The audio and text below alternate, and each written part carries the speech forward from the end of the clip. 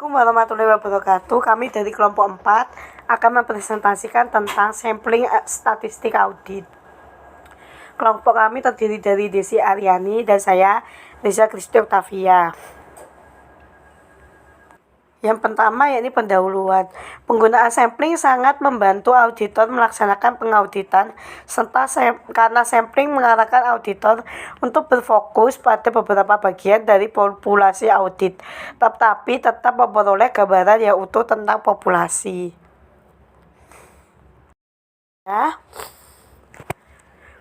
Definisi dan metode sampling audit. Sampling audit adalah proses pemeriksaan pada saldo akun atau kelompok transaksi yang kurang dari 100% untuk tujuan menggambarkan beberapa bentuk kesimpulan untuk seluruh populasi berdasarkan hasil audit. Terdapat dua pendekatan dalam menentukan jumlah sampel. Sampel statistik yaitu metode berbasis matematika atau memilih perwakilan sampel yang mencerminkan karakteristik seluruh populasi. Sampel non-statistik yaitu tidak menggunakan dasar matematika dan digunakan jika populasi memiliki karakteristik tertentu dan diolah sebagai dasar penerapan kriteria parameter risiko. Selanjutnya, alasan penggunaan sampling. Yang pertama, memperkirakan hasil dengan aman. Kedua, memiliki objektivitas yang tinggi. Tiga, hasilnya tidak bias. Keempat, teknik audit membantu komputer atau TABK mempermudah penggunaan metode sampling statistik. Selanjutnya, unsur-unsur pengaruh populasi. Pertama, tingkat kesalahan maksimum yang dapat ditoleransi. Kesalahan maksimal dalam populasi yang dapat ditoleransi oleh auditor adalah 20%.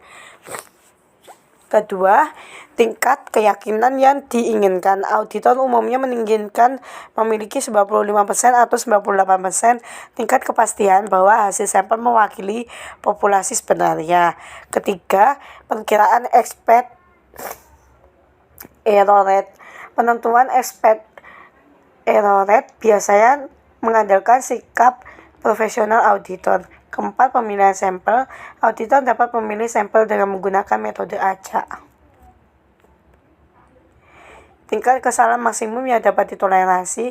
Rencana sampel reach rendah. Tingkat tolerable errornya 2-7%. Moderat 6-12%. Tinggi 11-20%. Selanjutnya, teknik sampling. Random sampling yakni memilih sampling dengan setiap unit dalam populasi memiliki kesamaan. Sampling strata, pengambilan unit sampling oleh auditor dengan membagi menjadi beberapa segmen menjadi lebih homogen tiap subpopulasi. Monetary unit sampling digunakan apabila populasi yang diuji menggunakan satuan moneter sebagai karakteristik.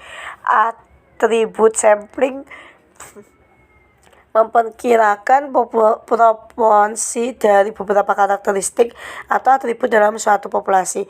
Contoh atribut keberadaan dokumen pendukung, otorasi tepat, dan lain-lain. Variabel sampling digunakan untuk menguji data yang bersifat angka. Judgment sampling, pengujian difokuskan pada item yang diduga menjadi kelemahan pengendalian intern. Dan selanjutnya discovery sampling diterapkan untuk menguji kepatuhan terhadap peraturan dan pengujian pengendalian internal. Baik, selanjutnya yaitu pengujian audit dan metode sampling statistik. Pengujian kepatuhan atau pengendalian. Pengujian yang digunakan untuk menguji sejauh mana penerapan pengendalian internal yang dijalankan. Yang kedua, pengujian substantif. Pengujian yang dilakukan untuk menindaklanjuti hasil pengujian pengendalian, yaitu sejauh mana pengujian substantif ini diperluas. Pengujian pengendalian. Terdapat dua pendekatan, yaitu menggunakan tabel dan software audit berupa ACL. Pendekatan tabel yang pertama, tahap perencanaan. Jika pada saat perencanaan audit, tim audit telah menetapkan bahwa risiko audit ada 5%, tingkat tolerable error adalah 5%, dengan perkiraan penyimpanan dalam populasi adalah sebesar 2%, maka jumlah sampel ditentukan dengan merujuk pada tabel 9.3. Yang kedua, tahap unit sampel berdasarkan tabel 9.3 ditemukan kolom dengan tingkat tolerable error adalah 4%, dengan perkiraan penyimpanan dalam populasi adalah sebesar 2%. Kesemua jumlah sampel yang harus diperiksa adalah sebanyak 181. Yang ketiga, tahap pemilihan sampel. Tahap ini auditor dapat menggunakan pendekatan secara acak, misalnya didasarkan pada interval.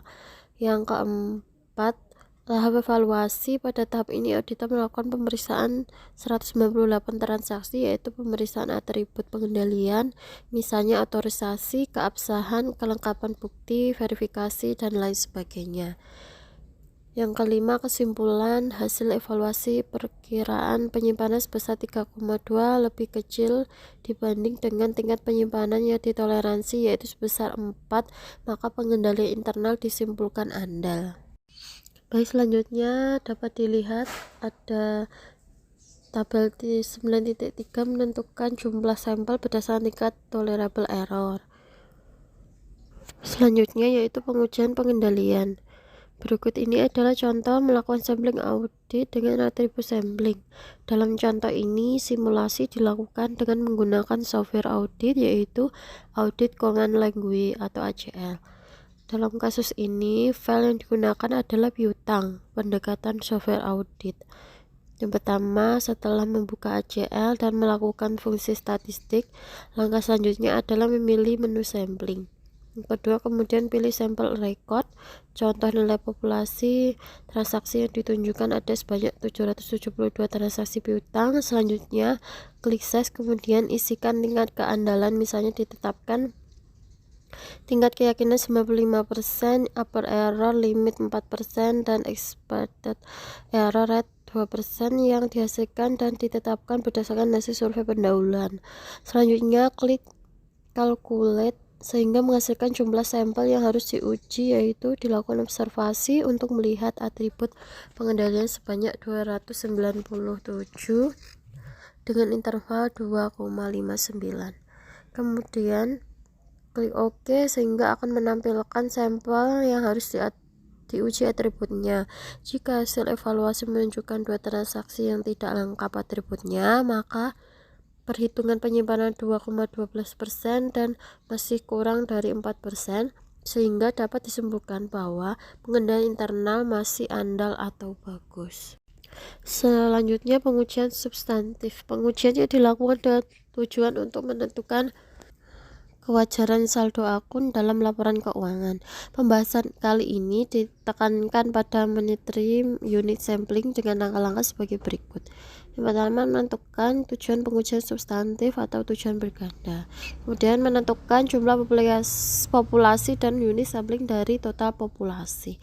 Dia menyusun perkiraan tingkat kesalahan maksimal, menentukan besarnya sampel dengan beberapa pertimbangan, memilih sampel secara acak, sistematis atau dengan bantuan komputer, melakukan prosedur audit, mengevaluasi hasil sampel dengan beberapa pertimbangan, kemudian membuat kesimpulan secara menyeluruh mengenai pengujian. Kemudian yaitu kesimpulan. Sampling audit adalah proses pemeriksaan pada saldo akun atau kelompok transaksi yang kurang dari 100% untuk tujuan menggambarkan beberapa bentuk kesimpulan seluruh populasi berdasarkan hasil audit. Ada 2 jenis utama pengujian audit, yaitu pengujian kepatuhan yang digunakan untuk menguji keberadaan atau ketidakberadaan pengendalian, dan pengujian substantif yang dilakukan sebagai tindak lanjut dari hasil pengujian pengendalian, apakah lingkup prosedur auditnya diperluas atau tidak. Baik, terima kasih. Sekian dari presentasi dari kelompok kami. Apabila ada kurangnya mohon maaf. Wassalamualaikum warahmatullahi wabarakatuh.